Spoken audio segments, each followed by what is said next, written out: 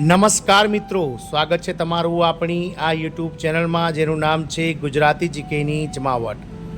તો દેશભરમાં મહિલા અને બાળ વિકાસ વિભાગના નેજા હેઠળ ICDS પ્રોજેક્ટ અંતર્ગત કામ કરતા 24 લાખ જેટલા આંગણવાડી કાર્યકર બહેનો, મિની આંગણવાડી કાર્યકરો અને તેડાગર બહેનો માટે આજનો દિવસ શુભ દિવસ થઈને ઉગ્યો છે, કારણ કે આ રાજ્ય સરકારો દ્વારા આંગણવાડી કાર્યકરો, સહાયકો અને મિની આંગણવાડી કાર્યકરોના માનદ વેતનમાં 10% વધારો આજથી એટલે કે 1 એપ્રિલ 2025થી જાહેર કરી દીધો છે। જાણીએ વિડીયોમાં વિગતવાર કે કઈ રાજ્ય સરકાર દ્વારા આંગણવાડી કાર્યકરો અને સહાયકોના માનદ વેતનમાં 10% વધારો જાહેર કરવામાં આવ્યો હતો અને સાથે જ મિત્રો કેટલું મળતું હતું પહેલાં માનદ વેતન અને આજથી હવે કેટલું નવું માનદ વેતન મળશે, તમામ માહિતી સાથે આજના વિડીયોમાં આપણે ઉપલબ્ધ છીએ। તો વિડીયોના અંત સુધી આપ બન્યા રહો અને જો આપ અમારી ચેનલમાં નવા હોય તો અમારી ચેનલને તમે લાઇક, શેર અને સબસ્ક્રાઈબ કરી બાજુમાં રહેલું બેલ આઇકોન દબાવીને ઓલ નોટિફિકેશન ઓન કરી લો, જેથી કરીને ચેનલ પર મૂકવામાં આવતા આવા આંગણવાડી કર્મચારીઓના પગાર વધારા તેમજ વિવિધ પડતર પ્રશ્નોના લઈ અને જે વિડીયો બનાવવામાં આવે છે તે તમને અમારી ચેનલના માધ્યમથી સરળતાથી ઉપલબ્ધ થઈ જાય।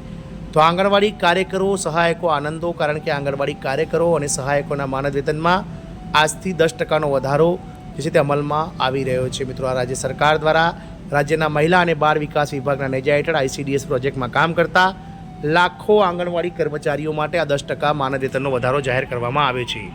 તો વાત કરીએ રાજ્ય સરકારના ભંડોળમાંથી આંગણવાડી કાર્યકરો, સહાયકો અને ઘોડિયા ઘરના કાર્યકરોને ચૂકવવાપાત્ર માનદ વેતનના દરોમાં 10%નો વધારો આજથી જાહેર કરવામાં આવ્યો છે। માનનીય નાયબ મુખ્યમંત્રીશ્રીના વર્ષ 2025-26 માટેના બજેટની જાહેરાતના મુદ્દા નંબર 97 અને 3 નંબરના પાલન જે કલમ છે તેમાં આંગણવાડી કાર્યકરો, સહાયકો અને ઘોડિયા ઘરના કાર્યકરોને ચૂકવવાપાત્ર માનદ વેતનમાં 10% વધારો જાહેર કરવામાં આવ્યો છે। વધેલું માનદ વેતન ક્યારે ઉપલબ્ધ થશે? તો આ 10% માનદ વેતન વધારાનો લાભ આજથી એટલે કે 1 એપ્રિલ 2025થી મળવાપાત્ર થશે। 100% રાજ્ય ભંડોળ આઇટમમાં 10%નો વધારો થયો છે। કૃપા કરીને જણાવો કે આ માનદ વેતન વધારો રાજ્ય સરકાર દ્વારા કરવામાં આવ્યો છે। કુલ વધેલું માનદ વેતન 100% રાજ્ય સરકાર દ્વારા આપવામાં આવશે, એટલે કે જે કેન્દ્ર સરકાર દ્વારા જે માનદ વેતન આપવામાં આવે છે તેના સામે રાજ્ય સરકારનો માનદ વેતનમાં 40% હિસ્સો છે તેને હવે 100% કરી દેવામાં આવે છે। 1 એપ્રિલથી કોને કેટલું માનદ વેતન વધશે? તો ઘોડિયા ઘર કાર્યકરો એટલે કે બેબી ક્રેચ વર્કરનું માનદ વેતન જે પહેલાં 4554 રૂપિયા હતું માસિક, જેને વધારીને મિત્રો 5009 રૂપિયા કરી દેવામાં આવ્યું છે, એટલે કે લગભગ 550 રૂપિયાનો વધારો આ ઘોડિયા ઘર કાર્યકર એટલે કે બેબી ક્રેચર વર્કર્સમાં કરવામાં આવ્યો છે। આ મંજૂરી નાણાં વિભાગ દ્વારા 10 માર્ચ 2025ના રોજ જારી કરવામાં આવી હતી।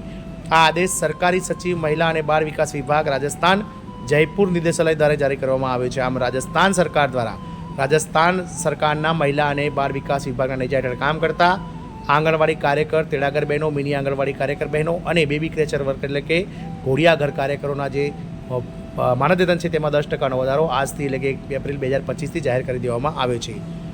અન્ય રાજ્યોમાં માનદ વેતનની સ્થિતિની વાત કરીએ તો યુપીમાં આંગણવાડી કાર્યકરો અને સહાયકોને આપવામાં આવતું માનદ વેતન સમગ્ર દેશમાં સૌથી ઓછું છે। ભારત સરકાર તરફથી માનદ વેતન 4500 રૂપિયા ચૂકવવામાં આવે છે, જ્યારે રાજ્ય સરકાર તરફથી ફક્ત 1500 રૂપિયા અને PLI પ્રોત્સાહન રકમ 1000થી 1500 રૂપિયા સુધી ચૂકવવામાં આવે છે। ભારત સરકાર દ્વારા 500 રૂપિયા PLIની દરખાસ્ત કરવામાં આવી છે, પરંતુ મોટાભાગની આંગણવાડી કાર્યકરો અને સહાયકો કહે છે કે તેમને ભારત સરકારથી પ્રોત્સાહક રકમ હજુ સુધી મળવાની શરૂ થઈ નથી। તાજેતરમાં ઉત્તર પ્રદેશના આંગણવાડી કાર્યકરો અને સહાયકોના માનદ વેતનમાં વધારા માટે વિધાનસભામાં પણ અવાજ ઉઠાવવામાં આવ્યો હતો, પરંતુ અહીં વિભાગીય મંત્રીએ જવાબ આપ્યો હતો કે સરકારને હાલમાં આંગણવાડી અને કાર્યકરો અને સહાયકોના માનદ વેતનમાં વધારા અંગે કોઈ ખ્યાલ નથી। મંત્રીના જવાબ પછી ઉત્તર પ્રદેશમાં હજુ સુધી માનદ વેતનની કોઈ આશા વધારાની થઈ નથી।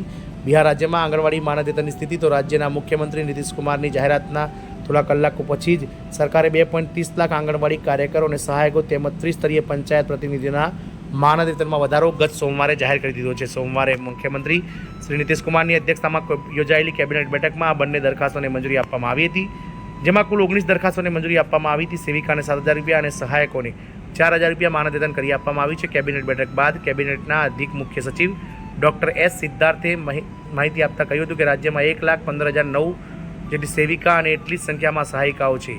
સરકારે 1 એપ્રિલ 2024થી તેમના ચૂકવવાપાત્ર ભથ્થામાં વધારો કરવાનો નિર્ણય લીધો છે। આંગણવાડી કાર્યકરોને હાલમાં ભથ્થા તરીકે 5,950 રૂપિયા મળે છે, જે વધારીને 7,000 રૂપિયા કરવામાં આવે છે, જ્યારે તેવી રીતે સેવિકાઓને જે હાલમાં 2,975 રૂપિયા બિહારમાં મળે છે તેને વધારીને 4,000 રૂપિયા કરવામાં આવી રહ્યું છે। આ નિર્ણય પછી સરકારને તફાવતની રકમ તરીકે દર વર્ષે 286.37 કરોડ રૂપિયાનો વધારો નાણાકીય બોજ સહન કરવો પડશે। હાલમાં યોજનામાં કેન્દ્ર સરકારનો હિસ્સો 60% છે અને રાજ્ય સરકારનો હિસ્સો 40% છે, પરંતુ ભથ્થામાં વધારા પછી યોજનામાં રાજ્ય સરકારનો હિસ્સો વધીને 61% થઈ જશે, જ્યારે કેન્દ્ર સરકારનો હિસ્સો 38.57% થશે. ડૉક્ટર સિદ્ધાર્થે જણાવ્યું હતું કે સેવિકા અને સહાયિકાની જેમ મંત્રીમંડળે ત્રિસ્તરીય પંચાયતના 6 પદો પર ચૂંટાયેલા પ્રતિનિધિઓના માનદ વેતનમાં પણ વધારો કર્યો છે. વધેલું માનદ વેતન 1 એપ્રિલ 2024થી લાગુ થશે. પંચાયતના વડાને 2,500 રૂપિયાને બદલે 5,000 રૂપિયા, વડાને 1,200 ને બદલે 2,500 રૂપિયા અને ગ્રામ પંચાયત સભ્યોને માનદ વેતન તરીકે મિત્રો 500 ને બદલે 800 રૂપિયા મળશે. તેવી જ રીતે ગ્રામ કચેરી સરપંચને 2,500 ને બદલે 5,000 રૂપિયા, ડેપ્યુટી સરપંચને 1,200 ને બદલે 2,500 અને પંચને 500 ને બદલે 800 રૂપિયા પ્રતિ માસ માનદ વેતન મળશે. માનદ વેતનમાં વધારા પછી સરકારને આ તમામ વસ્તુઓ પર 3.30 અબજ રૂપિયા સુધીનો બોજ દર વર્ષે સહન કરવો પડશે. આમ મિત્રો રાજસ્થાન સરકાર દ્વારા આંગણવાડી કર્મચારીઓના માનદ વેતનમાં 10% વધારો 1 એપ્રિલ 2025થી મંજૂર કરી દેવામાં આવે છે.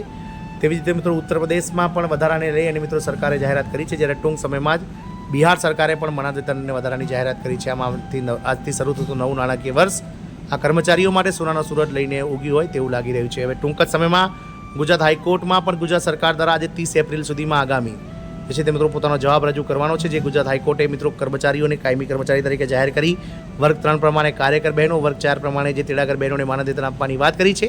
તેનો ચુકાદો પણ આ મહિને આવી જશે. એટલે કે આ જે એપ્રિલ મહિનો છે તે સરકાર કર્મચારીઓ માટે ક્યાંક ને ક્યાંક શુભ મહિનો જે છે તે બનીને આવી રહ્યો છે. જોવાનું એ રહેશે કે આ તમામ અટકળો વચ્ચે જે છે તે મિત્રો ગુજરાત હાઈકોર્ટના ચુકાદાને લઈને સરકાર શું જવાબ રજૂ કરે છે. સમય જ બતાવશે. જય હિન્દ, અસ્તુ.